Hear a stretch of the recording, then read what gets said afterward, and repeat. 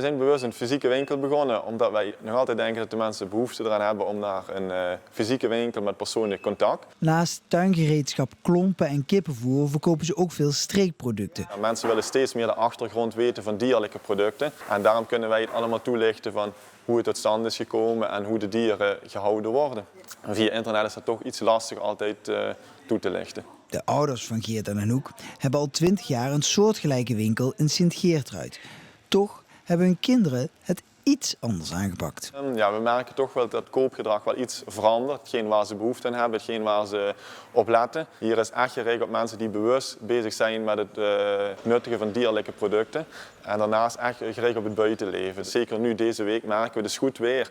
Mensen komen en ze willen echt aan de slag in de tuin. En op het moment van internet gaat er altijd een dag overheen. En dan heb je het gisteren besteld en dan krijg je heel misschien vandaag je planten toegestuurd. Terwijl als het goed weer is, wil je vandaag aan de slag in de tuin.